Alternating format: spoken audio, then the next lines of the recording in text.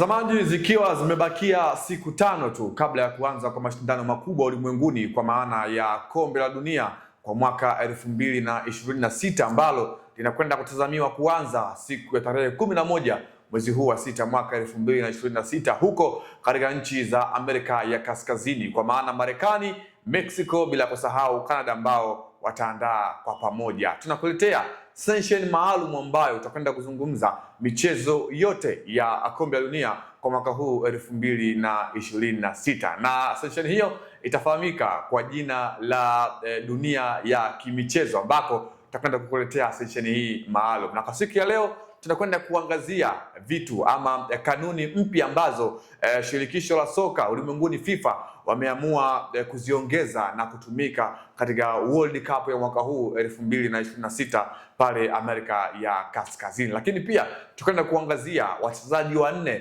wenye historia ambazo utakwenda kuzifahamu hapa moja kwa moja. Naitwa Leopold John, sauti ya mvua. Niko hapa na mchambuzi kinara Ali Jayara ambaye atakwenda kukupatia uchambuzi wa ndokuka kwa siku ya leo. Karibu tuwe sote. Ali, World Cup imeanza na umekula jezi kabisa ya Ufaransa, finalist wa World Cup mara 2 back to back. Tuanzie hapo. Hiyo ndio timu yako ambao utakwenda kuwa unaishabikia kwa World Cup ya mwaka huu? Kwanza ukitaja Ufaransa unawataja mabingwa kabla hata Kombe la Dunia lijaanza. Kivipi yani? Yaani mpaka dakika hii Ufaransa ni mabingwa. Bado tu kuidhinishwa yani kwa kombe lao kuwa mabingwa. Sababu ukiangalia katika vikosi vya timu zote ambazo zinashiriki Kombe la Dunia mwaka huu, Ufaransa ni miongoni mwa timu bora sana. Yaani ina squad pana ambayo kiukweli kwa Kombe la Dunia la msimu huu sijajua, lakini ila kiukweli ni timu ambayo naiona kabisa inakuja kwa timu bora msimu. Yaani naona kabisa wanaenda kutoa ubingwa msimu. Sawa, tuanze kwa kuangazia World Cup ya mwaka 2026 na kwa siku ya leo tunakwenda kukiangazia kile ambacho shirikisho la soka ulimwenguni FIFA wamekiweka katika sheria mpya ambazo kwenye World Cup za nyuma zilikuwa hazitumiki. Moja kati ya sheria ambayo nimeiona ni sheria ya katika upande wa mabadiliko. Sheria hii ambayo watu wengi wamekuwa hawajaifahamu vizuri. Sheria hii kwa undani inasemaje, labda kwa faida ya mtazamaji moja kwa moja? FIFA wamebadilisha sheria katika michuano hii ya World Cup msimu huu, kwa maana sheria 7 ambazo wamezibadilisha msimu huu. Na sheria hizo ambazo wamezibadilisha zote ni kwa sababu tu wanataka mchezo wa mpira wa miguu uchezwe katika muda ambao wao wanauhitaji, dakika 90. Mchezo wa mpira wa miguu kwa sasa hivi imekuwa dakika nyingi sana zinapotea, yani mpira unakuwa hauchezwi ndani ya zile dakika ambazo wao wanahitaji zichezwe. Kwa hiyo ndio maana wameweka sheria hizi ambazo wameziweka kwa msimu na zitaanza katika michuano hii ya World Cup kwa ajili ya kufidia ule muda ambao unapotea.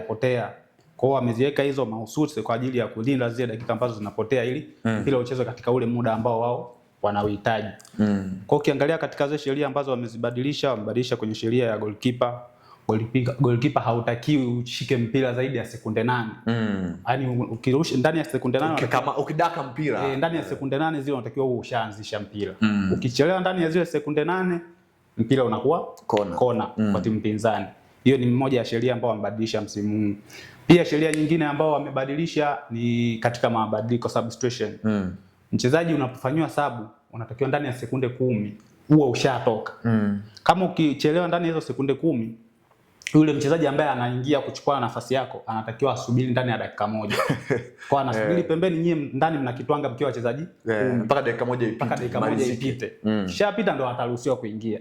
Kwa hiyo nao pia ni miongoni mwa sheria ambazo wamezibadilisha. Pia sheria nyingine ambayo wamebadilisha ni kwenye VAR pia.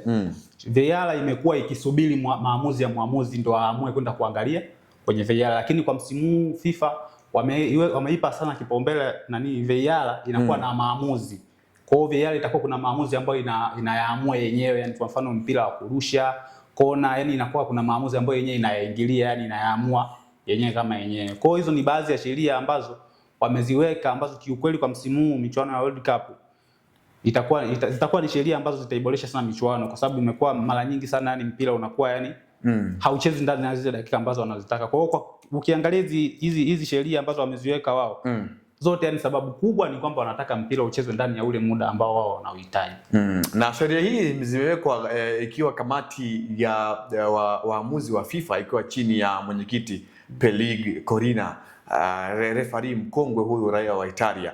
Sawa, unafikiri mabadiliko haya ya sheria yanaweza yakaleta matokeo gani kwenye mashindano makubwa ambayo tunakwenda kuyaelekea mwezi huu Juni? Yataleta matokeo mazuri kwa sababu wachezaji wao wenyewe kwanza watakuwa wanacheza wakijua kabisa kuna mabadiliko mengi yapo katika sheria za mpira kwa msimu huu. Kwa sababu hata ukiangalia, yani mpira unakuwa na dakika nyingi zinapotea. Kwa hiyo hata ukiangalia kwa sababu kwa mfano mchezaji anaweza kaa na amepewa kadi ya njano. Amefanya kosa, amepewa kadi ya njano, wanaenda wachezaji karibia wote wa timu pinzani wanamvamia refa. Kile kitendo cha kwenda kumvamia refa, kuongea naye pale, kuanza kumharasha pale, kuna dakika nyingi zinapotea. Ila FIFA wamekuja wameweka sheria kwamba mchezaji unatakiwa uende peke yako keteni ndio ukaongea na refa, kama kuna kosa ambalo limefanyika uongee na refa. Wengine wanatakiwa wakae pembeni. Kwa mkisogea wengi pale refa anatoa kadi. Pia kwenye yale mabishano pia hautakiwi uzibe mdomo. Unatakiwa uongee hivi ujiulikane unachokiongea kitu gani. Hautakiwi unaongea tena unabishana tena unaziba mdomo, wanajua kabisa labda unatoa matusi. Kwa hiyo hizo sheria ambazo wameziweka kiukweli kwa msimu zitaenda kuleta manufaa kwa World Cup hii, kwa sababu mpaka wao wamekaa chini wameona kuna namna ya kubadilisha sheria na kuweka sheria hizi ambazo wameziweka. Ina maana kuna kitu wamekiona ambacho nyuma kilikuwa hakipo, walikuwa wanaona kabisa kina lose, ndio maana wabadilisha, wameweka sheria mpya za msimu. Sawa, lakini tuje tuangazie hasa namna ambavyo sheria hizi zitakwenda kutumika. Unaona zikileta manufaa gani hasa kwa timu ama kwa waamuzi kwa ujumla kwenye kuhakikisha kwamba muda wa mchezo dakika 90 unachezwa kama vile ambavyo sheria za soka zikizungumza moja kwa moja?